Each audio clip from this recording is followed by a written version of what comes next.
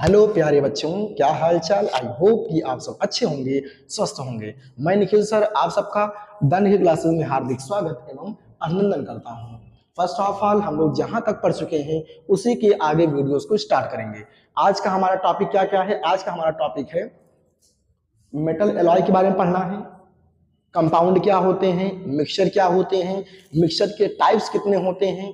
इसके बाद हम लोग पढ़ेंगे मेटल्स एटम्स के बारे में।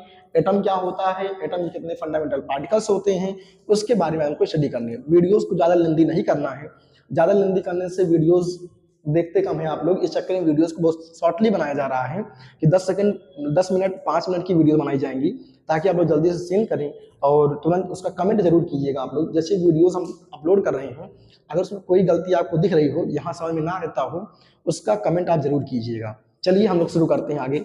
हम लोगों का टॉपिक आज का है metal alloy.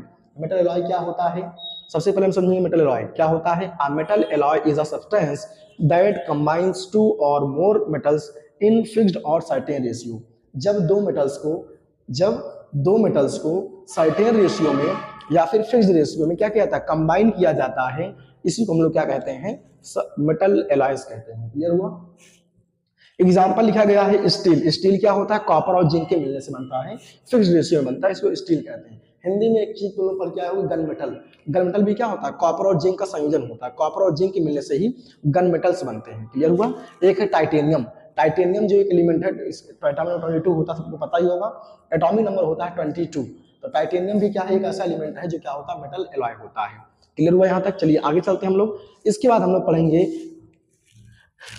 Compound and mixture. Compounds क्या होते हैं, देखो दोनों की डिफिनेशंस जो है एकदम रिलेटेड है, सब सेम है, थोड़ा सा डिफरेंस है बस। ठीक, देखो पर समझेंगे मिक्सचर क्या होता है। मिक्सचर क्या होता है, देखो लिखा गया है द कॉम्बिनेशन ऑफ टू और मोर सब्सटेंस इन अनसर्टेन और अनफिक्स्ड रेशियो। जब दो लोग आपस में अनफिक्स्ड रेशियो मिक्स किए गए हों, मतलब कि जब दो या दो से अधिक लोग, ठीक, टू और मोर पीपल्स, मतलब टू और मोर एलिमेंट्स या मोर सब्सटेंसेस को क्या किया जाए, एक से अधिक लोगों को जब आपस में मिक्स किया जाता है, अभी कैसे कैसे में, तुमने कहा अनसर्टेन रेशियो में या फिर अनफिक्स्ड रेशियो में, इसी को हम लोग क्या कहते हैं, मिक्सचर कहते हैं। एग्जाम्पल समझते हैं। जैसे देखिए, अभी आप मान लो घर पे अकेले हैं, ये मान लो आप हैं, ठीक, ये आप हैं, आप घर पे क्या है, अकेले हैं।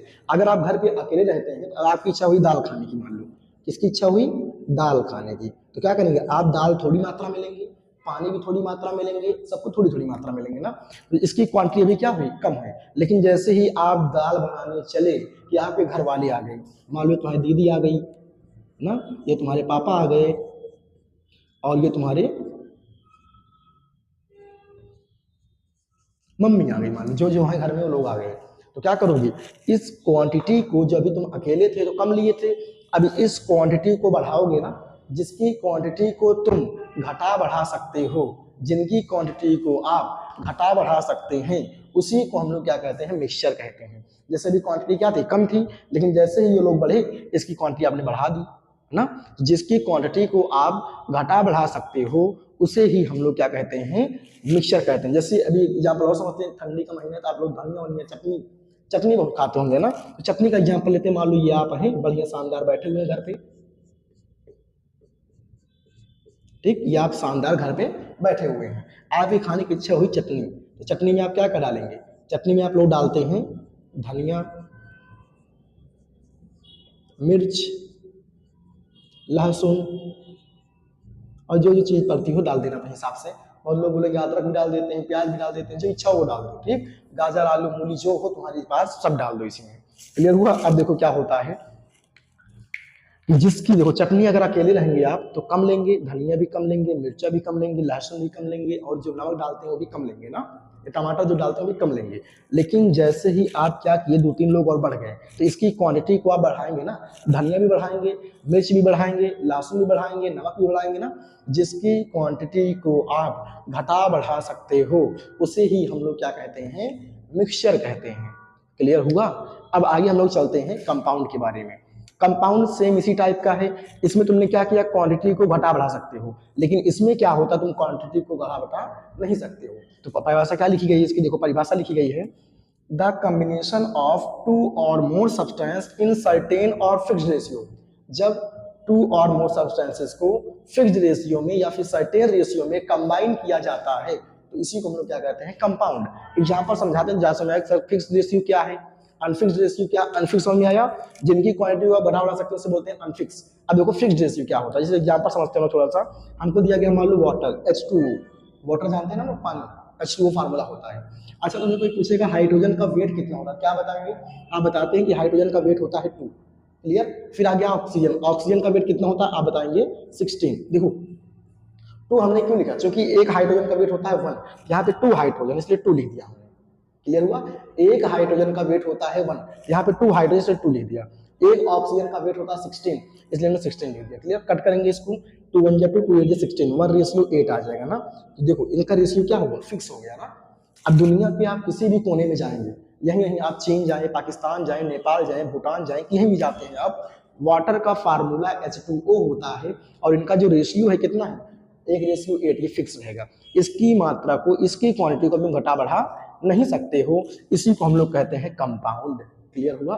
जिसकी क्वांटिटी को आप घटा बढ़ा सकते हैं उसे बोलते हैं मिक्सचर, और जिनकी क्वांटिटी को आप घटा बढ़ा नहीं सकते उसे बोलते हैं कंपाउंड। 2 मिनट चलिए, अब हम लोग उसके आगे चलते हैं। हम लोग पढ़िए मिक्सचर क्या होता है, कंपाउंड क्या होता है। अब हम समझेंगे कि टाइप्स ऑफ मिक्सचर, मिक्सचर कितने टाइप के होते हैं, मेनली लिखवाएंगे नहीं, इसको समझ लो बस ऐसे ही। मिक्सचर जो होते हैं 2 टाइप के होते हैं, एक होता है होमोजेनियस मिक्सचर, एक होता है हेटेरोजीनियस मिक्सचर। होमोजीनियस को हिंदी में कहते हैं समांगी और हेटेरोजीनियस को कहते हैं विषमांगी। तो समझ लो, एक बार शॉर्ट लिख दे रहे हैं, क्या है, एक है होमोजीनियस और एक होता है हेटेरोजीनियस, होमोजीनियस और एक होता है हेटेरोजीनियस, ठीक। होमोजीनियस का मतलब क्या होता है, जो वाटर में टोटली डिजॉल्व हो जाए, एक ऐसा मिक्सचर जो वाटर में टोटली क्या हो जाए, डिजॉल्व हो जाए, वाटर में सोल्यूबल हो, उसे हम लोग क्या कहेंगे, होमोजीनियस मिक्सचर्स कहेंगे। जैसे एग्जांपल समझते हैं हम लोग, एग्जांपल मेन इंपॉर्टेंट है, इसके थ्योरीज कमाते हैं, इसके एग्जांपल्स इंपॉर्टेंट है, ठीक। जैसे तुमने ले लिया एल्कोहल C2H5OH, इसको हम लोग कहते हैं एल्कोहल। आपने क्या किया, एल्कोहल में डाल दिया वाटर, H2O डाल दिया, देखो भूल जाएंगे नहीं। आप जानते हैं कि अगर एल्कोहल में वाटर डालते देखो डिजॉल्व हो जाता है, ये तुम्हारा क्या हो जाएगा, होमोजीनियस मिक्सचर्स हो जाएंगे। अगला समझो एग्जांपल, तुमने ले लिया मान लो कलर, अभी होली खेल के आए हो ना, कलर लिए होंगे, तुमने पानी भी लिया होगा, मिलाया होगा, तो घुल गए होंगे दोनों लोग ना।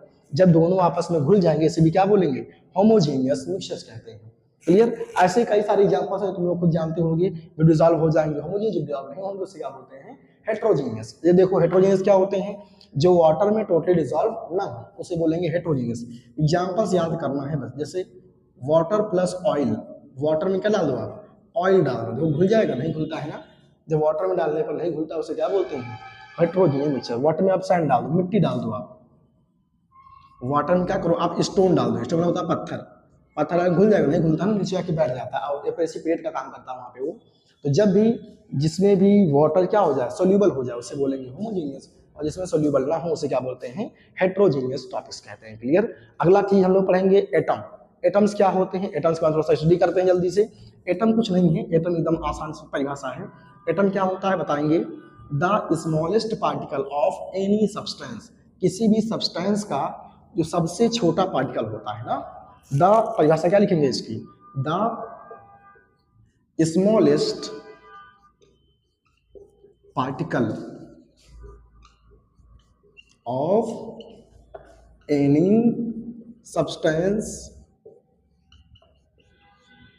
और कंपाउंड, चाहे सब्सटेंस बोल दो चाहे कंपाउंड कह दो, compound, clear. The smallest particle of any substance और compound is called atom, is called sorry is called atom, इसे हम लोग क्या कहते हैं, एटम कहते हैं, क्लियर हुआ। एटम्स के 3 फंडामेंटल पार्टिकल्स होते हैं, जैसे कि आपको पता होगा, there are 3 fundamental particles of atom, क्या होते हैं, there are 3 fundamental particles, there are 3 fundamental particles of atom, कितने होते हैं, 3 होते हैं। कौन कौन से, सबको आइडिया होगा, सबको पता होगा। पहला होता है इलेक्ट्रॉन, दूसरा होता है प्रोटॉन, तीसरा होता है न्यूट्रॉन। तो पहला क्या है हम लोग पढ़ेंगे, पहला पढ़ेंगे इलेक्ट्रॉन के बारे में, इलेक्ट्रॉन। दूसरा क्या होता है, प्रोटॉन, लिखा जा रहा जल्दी जल्दी। तीसरा होता है न्यूट्रॉन, ठीक। इसको चाहते तो हम लिख के पहले रख दे तो समझाए थे, लेकिन ऐसा नहीं करने से, ऐसा करने से क्या होगा, आपको चीजें याद हो जाएंगी जल्दी, इसलिए इसको ऐसे लिख के किया जाएगा, ठीक, ताकि उनको समझ जल्दी आ जाए। अब देखो इलेक्ट्रॉन्स क्या होते हैं, देखो समझने की बहुत आसान तरीका है। इलेक्ट्रॉन्स क्या होते हैं, जिनके पास निगेटिव चार्ज होता है। कैसा चार्ज होता है, निगेटिव चार्ज, उन्हें हम लोग क्या कहते हैं, इलेक्ट्रॉन कहते हैं। सेम उसी का उल्टा, जिनके पास पॉजिटिव चार्ज होगा उन्हें हम क्या कहते हैं, उन्हें हम प्रोटॉन कहते हैं। और जिनके पास कोई चार्ज ना हो, नो चार्ज, ठीक, जिनके पास कोई चार्ज ना हो उसे हम लोग क्या कहते हैं, न्यूट्रॉन कहते हैं। क्लियर हुआ। अब समझते हैं इनके फादर कौन है, ठीक, इनके फादर कौन है, तो ई मतलब इलेक्ट्रॉन, इलेक्ट्रॉन के फादर कौन है, जे जे थॉमसन। कौन है, जे जे थॉमसन। क्लियर। फिर क्या है, प्रोटॉन, प्रोटॉन के फादर कौन है बताओ, रदरफोर्ड है। कौन है, रदरफोर्ड। तीसरे हमारे पास है न्यूट्रॉन, न्यूट्रॉन के फादर बताओगे, चैडविक है ना, जेम्स चैडविक इनका पूरा नाम होता है, जेम्स चैडविक, ठीक। स्पेलिंग कहीं गलती हो सकती है, उसको ध्यान दीजिएगा, गलती हो रही है उसको कमेंट में जरूर बताइएगा, ठीक। ये हो गया। आगे आगे चलते हैं, फिर आगे हम लोग पढ़ेंगे क्या, हम लोग समझेंगे कि इलेक्ट्रॉन का मास कितना होता है और इलेक्ट्रॉन पर चार्ज कितना होता है। क्लियर। तो इलेक्ट्रॉन का मास कितना होता है बताएंगे। इलेक्ट्रॉन का जो मास होता है वो होता है 9.1 10⁻31 किलोग्राम, ये इलेक्ट्रॉन का मास होता है। क्लियर। जो मास प्रोटॉन का होगा, बात ध्यान दीजिएगा, जो मास प्रोटॉन का होता है वही मास न्यूट्रॉन का होता है। क्यों, क्योंकि हम लोग पढ़ के आ चुके हैं कि इलेक्ट्रॉन्स जो होते हैं न्यूक्लियस के चारों ओर चक्कर लगाते हैं ना, इलेक्ट्रॉन से चक्कर लगाते हैं, और प्रोटॉन और न्यूट्रॉन क्या करते हैं, न्यूक्लियस में बैठे रहते हैं। तो प्रोटॉन और न्यूट्रॉन का जो मास होगा वो सेम रहेगा, जो मास प्रोटॉन का वही मास न्यूट्रॉन का। प्रोटॉन का मास कितना होता है, हम लोग पढ़ के आए हैं 1.67 10⁻27 किलोग्राम, और इसका कितना होता है, इसका भी वही 1.67 10⁻27 किलोग्राम। एक चीज बच गई, चार्ज कितना होता है ना, तो चार्ज यहाँ बगल में दिखा देते हैं, चार्ज कितना होता है। तो इलेक्ट्रॉन पर जो चार्ज होता है कितना होता है, 1.6 10⁻19 कूलम। तुमने कहा इलेक्ट्रॉन चार्ज कैसा होता है, निगेटिव, यहाँ पे निगेटिव लग जाएगा। क्लियर। अगला हम लोग पढ़ेंगे प्रोटॉन का चार्ज कितना होता है, चार्ज वही रहेगा, बस प्लस है तो यहाँ पे प्लस लगा दोगे, बस कितना हो जाएगा, प्लस 1.6 10⁻19 कूलम। फिर आ गया न्यूट्रॉन, न्यूट्रॉन पर चार्ज कितना होता है, न्यूट्रॉन पर चार्ज होता है 0, क्यों लिखा है ना, नो चार्ज, न्यूट्रॉन का कोई चार्ज नहीं होता है। जैसा कि यहाँ तक आप लोगों को समझ में आया होगा, अगर कहीं नहीं समझ में आया होगा तो कमेंट जरूर कीजिएगा एक बार, ठीक। एक बार स्क्रीनशॉट लीजिए, उसके बाद हम लोग आगे चलते हैं। चलिए अब हम लोग उसके आगे चलते हैं। एटम्स हो गए ना, एटम्स के 3 फंडामेंटल पार्टिकल्स होते हैं, उसको हम लोग पढ़ चुके हैं। अब हम लोग चलते हैं आगे, अब हम पढ़ेंगे मॉलिक्यूल्स क्या होते हैं ना, क्या पढ़ेंगे, मॉलिक्यूल्स। सबको पता होगा मॉलिक्यूल्स क्या होते हैं, मॉलिक्यूल्स क्या होते हैं बताओगे, द ग्रुप ऑफ एटम ना, क्या बोलोगे, the group of atom is called molecule, ठीक। जो ग्रुप ऑफ एटम्स होते हैं, एटम्स के जो ग्रुप होता है, इसे हम लोग क्या कहते हैं, मॉलिक्यूल। अभी बात और ध्यान दीजिएगा, मॉलिक्यूल्स जो होते हैं वो 2 टाइप के होते हैं, एक होता है आइसोटॉमिक मॉलिक्यूल, एक होता है हेटेरोटॉमिक मॉलिक्यूल। क्या होते हैं, मॉलिक्यूल्स जो होते हैं 2 टाइप के होते हैं, समझते हैं। इसका एग्जांपल लिख देते हैं पहले हम लोग, एक मॉलिक्यूल के कुछ भी एग्जांपल लिख सकते हैं इसमें, जैसे लिख दे CO2 N2 O2, ठीक, और NO2, ठीक, CH4, कुछ भी लिख सकते हैं, एक्सेट्रा सब क्या है, मॉलिक्यूल्स हैं। क्लियर हुआ। अब हम लोग समझते हैं टाइप्स किसके, मॉलिक्यूल्स के टाइप्स कितने होते हैं। हम लोग पढ़ के आए हैं मॉलिक्यूल्स 2 टाइप्स के होते हैं, कितने टाइप के, 2 टाइप के। पहला होता है आइसोटॉमिक मॉलिक्यूल, आइसोएटॉमिक मॉलिक्यूल, और दूसरा होता है हेटेरोएटॉमिक मॉलिक्यूल।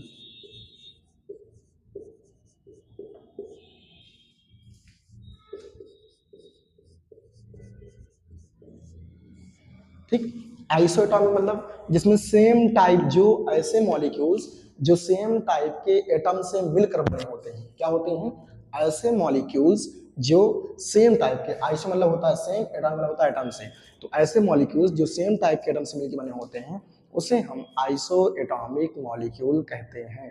एग्जाम्पल्स देखते हैं, जैसे देखो यहाँ पे हमने एग्जाम्पल लिखा हुआ है मॉलिक्यूल में, तुमने लिखा होगा देखो N2 लिखा है, O2 लिखा है, F2 अगर दिख जाए एक्सेट्रा। देखो इसमें जो मॉलिक्यूल है वो सेम टाइप के हैं ना, इसमें देखो दोनों मॉलिक्यूल सेम है, दोनों मॉलिक्यूल्स फ्लोरीन फ्लोरीन है, यहाँ पे ऑक्सीजन ऑक्सीजन है, यहाँ पे नाइट्रोजन नाइट्रोजन है। तो जब सेम टाइप के मॉलिक्यूल्स होते हैं, सेम टाइप के एटम से मिलकर जो मॉलिक्यूल्स बनते हैं उन्हें बोलते हैं आइसो एटॉमिक मॉलिक्यूल्स।